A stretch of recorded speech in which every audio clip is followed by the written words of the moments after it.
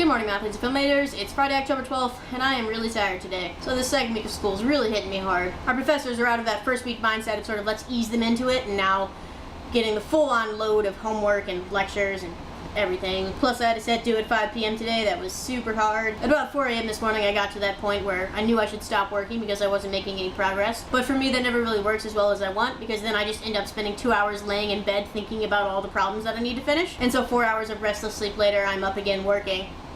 But I did finish my set on time. But on the bright side, this has also been a pretty fun week. If you'll remember from my last video, on Saturday rotation ended, which means we now have our new frosh. We got about 30 new frosh, and so far they seem really fun, and they're participating in all the activities and things that we have going on this week to introduce them. First one is right after the cannon fires, everyone runs off to the house they want to be in, and the people that are Ruds, we have activities for them. It's entitled Chez Ruddick, I guess keeping in the restaurant theme, and they come in, and we have 2 really dressed up people, and they ask if they have a reservation. And if they're a new Rud, and they do have a reservation, then they go off with one of our group leaders and go around to a bunch of different stations and do some really fun things. There was a group doing sword fighting, one doing like fun playground games, and then probably the most fun one was a air mattress raft race around our pond. Then when everyone's done, we have a big cookout where everybody gets together and eats, talks to each other. There's a little mini roommate speed dating event because they pick their roommates right after that. And then we get into the real meat of the activities. Frosh tasks. Frosh tasks are things that the upperclassmen suggest they do, not only for their own fun, but also for our amusement. My frosh year, I have fond memories of going to class in my pajamas, taking our weird mannequin, changing all of the signs to California Institute of Pornography, and lastly, but most embarrassingly, choreographing and performing a synchronized swimming routine in the pond.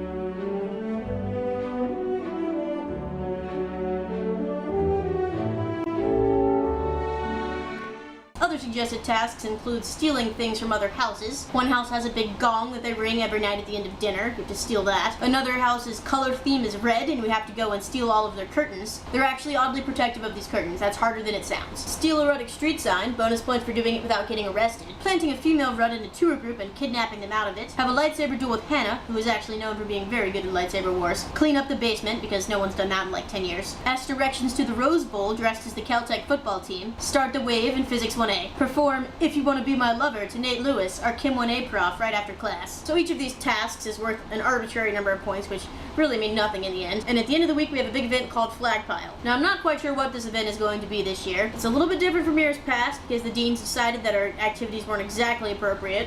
In the past, we assigned one person that the frosh had to capture. But to capture them, you have to find them at the bottom of a dog pile. We give them 15 minutes, and basically it's impossible because there's 30 people on top of this one person, and there's just no way to get them out. This year, who knows what's gonna happen. This week has been kind of bittersweet for me. I'm enjoying getting to know the new frosh, but at the same time it's making me miss the seniors who graduated last year even more. My 2 really best friends at Caltech were Christy and Richard, and they graduated at the end of last year. We were all members of Ruddick House and lived within shouting distance. However, our neighbors did not appreciate when we tried to send messages like that, and they were just 2 really great people, and I miss them a lot. Christy still lives in LA, but it's about a 3-hour metro ride from here, and Richard is all the way up in Seattle working for Microsoft. And I do still get to talk to them and Skype with them, but it's not the same as just knowing that if you needed a break on a set, you could take your Nerf gun out, walk down the hallway, and start a war. So for all the Mathletes, I'm Susan. For all the filmmakers, Kate will be back on Monday. For everyone else, have a good weekend.